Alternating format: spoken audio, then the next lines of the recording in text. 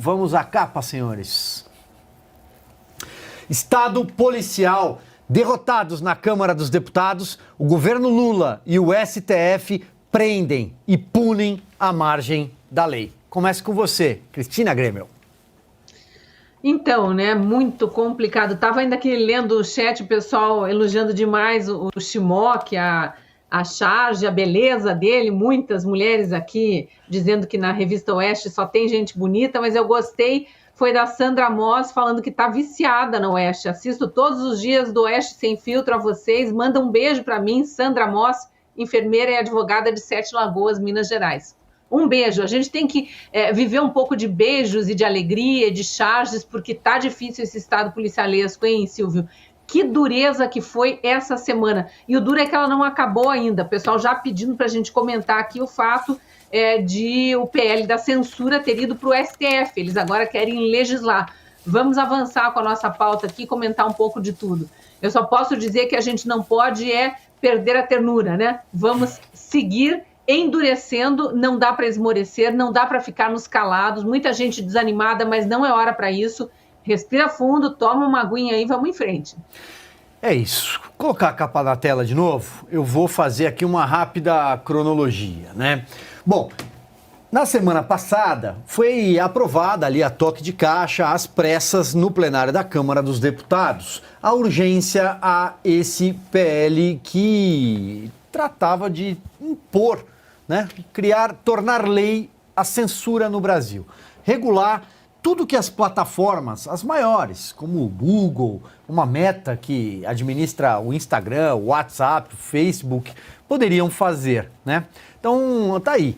O que essa capa traz, Estado policial, é o que aconteceu depois. Porque nós tivemos um final de semana estendido com o feriado do 1º de maio, Dia do Trabalho, com uma intensa mobilização popular.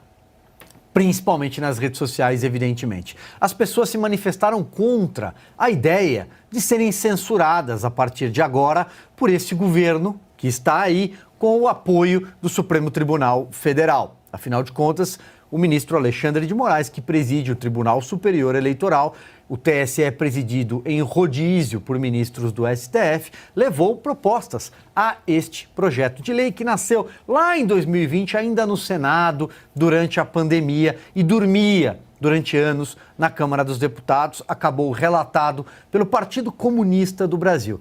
É isso mesmo, você não entendeu errado. O Partido Comunista do Brasil iria relatar, arbitrar e ditar os caminhos de liberdade? Não, de censura, não é mesmo? Pois então, na terça-feira, dia 2, o presidente da Câmara dos Deputados, Arthur Lira, atravessou a Praça dos Três Poderes, foi ao Palácio do Planalto para uma reunião com o presidente Lula. Foi levar uma má notícia para ambos. Afinal de contas, Arthur Lira se comprometeu a aprovar este PL. Não tinha votos. É um governo que já não tem votos de origem. Pouco mais de 120, talvez 130 deputados, o que é nada. No Senado, consegue resultados melhores, mas o PL estava na Câmara. Arthur Lira, sim, tem muito mais apoio, tem uma bancada mais robusta. Emprestaria o seu apoio do Centrão ao governo. Não deu certo. Por que não deu certo? Porque nem com a derrama de 10 bilhões de reais que o governo despejou na Câmara, 6 bilhões e meio só para a Câmara dos Deputados, 10 bilhões no Congresso, em emendas parlamentares, nem com cargos em segundo escalão em estatais, nem com ministérios, é possível comprar o apoio da opinião pública. E o deputado sabe, talvez, como diria Ulisses Guimarães lá atrás, se tem uma coisa que político tem medo, é da rua, é do povo, é da praça. O deputado sabe que se aprovasse esse PL da forma como aprovou, ele seria cobrado por quem o colocou lá, não há muito tempo, há 5 meses, né? O mandato começou há 5 meses, a eleição foi em outubro. Nada deu certo. O que aconteceu neste meio do caminho? Bom, primeiro, nós descobrimos que temos uma Secretaria Nacional do Consumidor, veja você, mas não para defender você, e sim para defender o governo. Essa secretaria é chefiada por um senhor chamado Vadi Damus, um deputado que lá no passado já quis fechar o Supremo Tribunal Federal. Procure no Google antes que eles não permitam que você procure no Google. Coloque Vadi Damus, STF, fechar. Não é o Silvio que está dizendo, não é ninguém aqui neste programa. Pelo contrário, nós não queremos fechar o STF. Quem quer é o secretário nacional do consumidor lá atrás. Porque, segundo ele, nós não colocamos esses aí, ele falava dos ministros do Supremo, não colocamos esses aí para manter o Lula preso de jeito nenhum. Pois bem, ele multou em 1 milhão por hora o Google. Olha a prepotência dessa gente.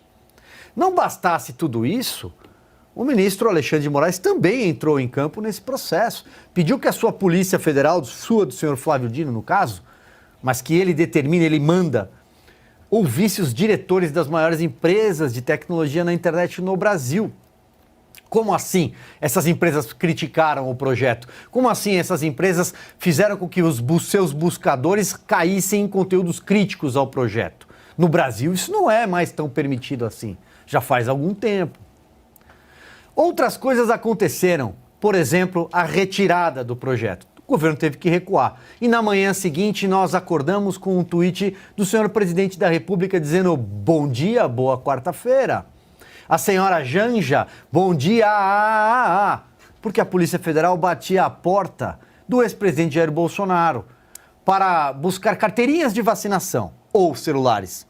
Fica a dúvida. Era um fishing expedition?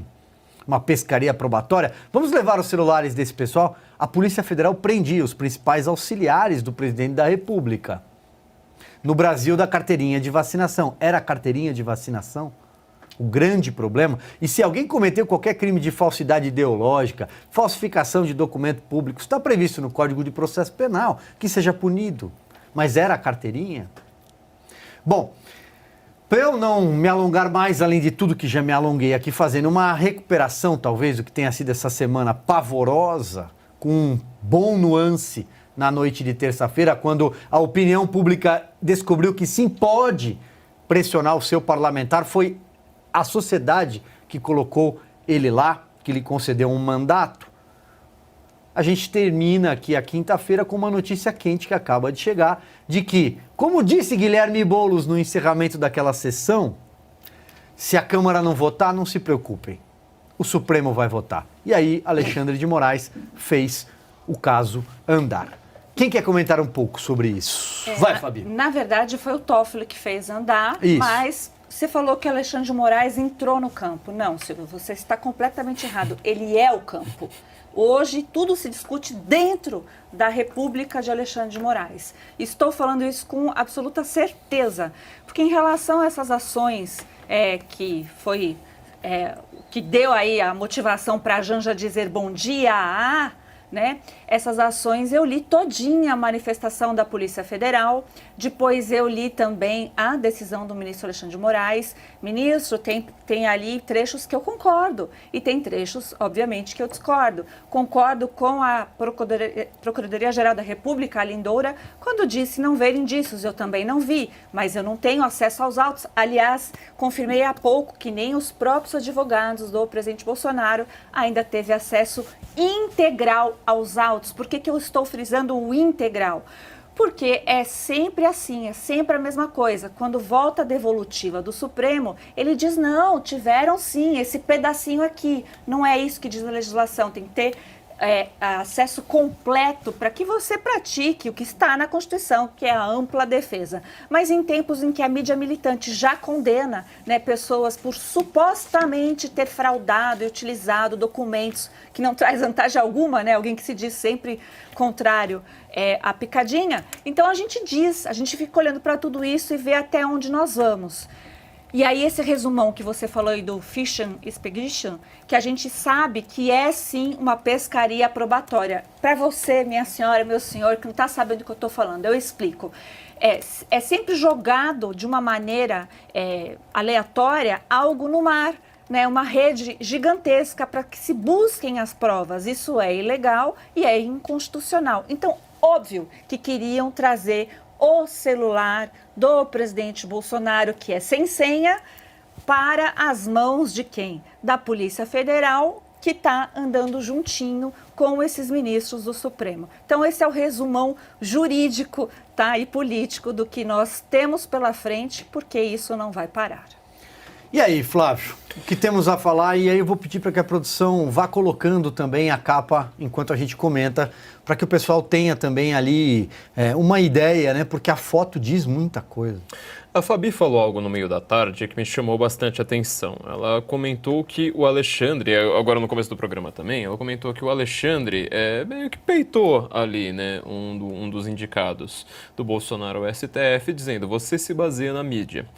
Ora, eu não quero comentar nada contra Alexandre de Moraes, onde já se viu, né? Nunca discordaria de Alexandre de Moraes em absolutamente assunto nenhum no mundo. Se quiser uma água, eu entrego aí, por favor. Agora, por exemplo, o Alexandre de Moraes, ele, né, no começo dessa semana, ele pediu, né, para os presidentes de Google, Meta, Spotify e Brasil Paralelo que vão depor a Polícia Federal em no máximo 5 dias, tá? E a base para isso foi uma reportagem de uma repórter da Folha de São Paulo. Essa repórter que uma vez ela falou assim: o Bolsonaro está espalhando mensagens no WhatsApp. Na hora que você fazia a conta que ela dizia, os disparos de WhatsApp atingiriam 8 bilhões de pessoas, ou seja, mais do que a população da Terra. Essa pessoa, então, ela foi condenada por fake news e está presa. Não, ela ganhou um prêmio de jornalismo, tá? Escreveu um livro contra fake news e está lá apontando para tudo quanto é lado. E no debate entre Bolsonaro e Lula, ela propôs perguntando: olha, vocês vão criminalizar fake news? Quando vai ser que vocês vão criminalizar fake news? Pelo amor de Deus, a gente precisa criminalizar fake neus. Uma das pessoas que fez uma das maiores fake news do Brasil. Eu queria citar aqui um livro, desculpa, é chato fazer uma coisa assim, meio me autocongratulando, né? O livro Suprema Desordem, organizado pela doutora Cláudia Piovesan, ele tem um capítulo escrito por mim aqui no meio, que ele se chama justamente A Mídia como Fonte do Direito, capítulo 5. A perseguição política em nome da democracia e o direito totalitário na CPI da Covid. Eu estou, neste capítulo, mostrando como virou uma moda que no judiciário inteiro use a mídia justamente como uma fonte. Aí na hora que uma pessoa cita um fato, que às vezes você precisa realmente se escorar na mídia, falar assim, como é consabido, amplamente divulgado pelos canais de mídia, aí não pode, aí, nossa, né, onde já se viu, você não citar a lei.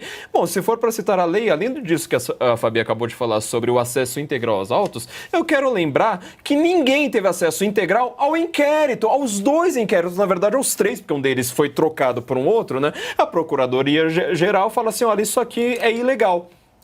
Alguém do Supremo fala, dane-se. Daí que é ilegal, que é inconstitucional, que é antidemocrático, que é ditatorial. Você vai reclamar pra quem? Pra mim mesmo? Então, problema seu, meu amigo. Vou lá, dou uma canetada, a Procuradoria-Geral que se lasque. Olha, é meio triste você saber que nós temos pessoas excelentes na Procuradoria, cujo trabalho é totalmente ignorado ao fim e ao cabo. E se quer falar de desinformação, também fala assim, olha, converse com quem entende, porque isso é coisa de russo, isso é coisa de totalitário. Não é frasezinha na internet, piadinha que as pessoas fazem. Estão instaurando um estado totalitário, policialesco, como diz a nossa capa, para perseguir os inocentes, enquanto todos os traficantes têm sempre uma benesse para eles. Adoro quando o Flávio Morgenstern chega com uma mochila de livros aqui para comentar, né? Maravilhoso. Cris Grêmio, então tá aí. Acho que temos uma semana para ficar, pelo menos na história recente, é uma semana que será lembrada. A gente não gostaria, né? Mas vai ter que lembrar, até porque não dá para esquecer quando chega nesse nível de arbítrio, porque aí é conosco mesmo. Se a gente não continuar fazendo a pressão que a gente fez sobre a Câmara em relação ao PL da censura, mas agora em relação a tomarem alguma atitude, é o legislativo que fiscaliza o judiciário. Não dá mais para tolerar esse estado policialesco, e aí eu trago um comentário muito pertinente aqui do perfil que se identifica só pelas iniciais, CRM. Olha a frase que ele escreve para descrever nossa capa, que perfeição. A capa registra um diálogo cabuloso. Isso diz tudo. Quando o judiciário, executivo e uma parte até do legislativo, né, se reúne para, aqui no caso a gente está vendo o judiciário e executivo apenas, né, o presidente da República, o presidente do STF, do TSE e ministro do STF e o ministro da Justiça, os 3 ali representam o executivo e o judiciário, mas a gente tem parte do legislativo também muito conivente e outra parte muito omissa em relação a esses desmandos que vêm acontecendo, desrespeitos à nossa Constituição, e não dá mais para seguir nesse estado, com presos políticos sendo torturados psicologicamente. Hoje eu entrevistei um jurista que deu uma definição perfeita também para o caso específico do Anderson Torres, é a prisão preventiva perpétua, uma nova modalidade também criada no Brasil. O partido Chega, o partido de direita de Portugal, teve que cancelar o encontro que eles fariam reunindo grandes líderes da direita europeia por causa do pedido de apreensão do passaporte do presidente Bolsonaro. E eles dizem isso claramente, não só por isso, a gente sabe que aqui no Brasil a notícia, pelo menos que foi dada pela Polícia Federal, é que houve o pedido de apreensão do passaporte, mas os policiais que foram até a casa do ex-presidente Bolsonaro não apreenderam o passaporte. O que eles queriam mesmo era o celular para fazer isso que a Fabi e o Silvio estavam dizendo, o tal do Fishing Expedition, para tentar pescar ali de dentro do celular algo que o incrimine. Uma atitude altamente comunista, mas afinal de contas, o que é Flávio Dino? É um comunista no cargo de ministro da Justiça. Olha a ironia do destino, se é que a gente pode usar a palavra ironia nessas horas, né? Então, realmente, não dá para esquecer essa semana no sentido de que a gente não pode permitir que isso se perpetue. Já chegam as prisões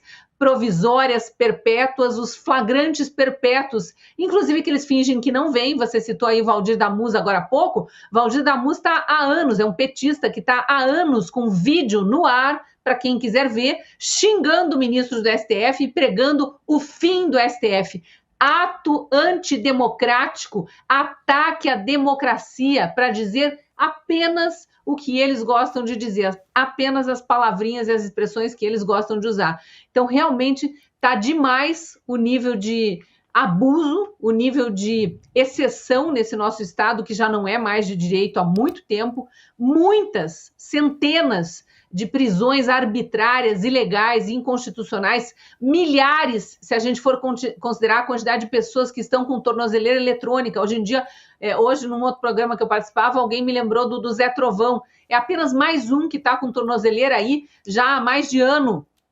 Gente na cadeia há meses, muitos, dezenas, se não centenas de exilados, de autoexilados. Todos nós temos amigos que fugiram mesmo, a palavra é essa, foram com a roupa do corpo para o exterior com medo de ser presos. Quantos jornalistas censurados, impedidos de falar por suas redes sociais, alguns colegas nossos, inclusive aqui da Oeste, com conta bancária bloqueada, asfixiados financeiramente, querem que vão vender cachorro-quente ou pipoca na esquina, mas não falem mais, por favor, não falem mais, porque nós somos os disseminadores de fake news, né? Eles é que falam a verdade. Inclusive esse Lula e essa Janja, que são dois dos grandes mentirosos do momento e ficam dando bom dia aí para debochar de ilegalidades cometidas, para debochar das vítimas das ilegalidades, né? Só porque você viveu na cadeia uma parte da sua vida, Lula, só porque Janja virou sua amante, sua noiva na cadeia, vão debochar agora de quem está sendo perseguido? Vamos lembrar de novo o que já foi falado nesse programa. Encontrar malas com milhões de dinheiro que até hoje não foi explicado, na casa de um petista, de um ministro do PT, é muito diferente de encontrar uma carteirinha de vacinação na casa de um ex-ministro. Aliás, carteirinha de vacinação só com carimbo de vacinado da ex-esposa, porque ele, o ex-presidente, e a filha não foram vacinados e isso nunca foi negado. E para finalizar aqui, já me estendi, mas acho importante, eu vi agora no Instagram da Regina Duarte, da ex-ministra da Cultura de Bolsonaro, uma colocação bastante pertinente aqui, porque ela está dizendo, engraçado, é obrigado a ter carteira com carimbo de vacina, mas ninguém pode saber se o voto foi confirmado, né? Isso fica no sigilo. É muito estranho esse Brasil que a gente está vivendo.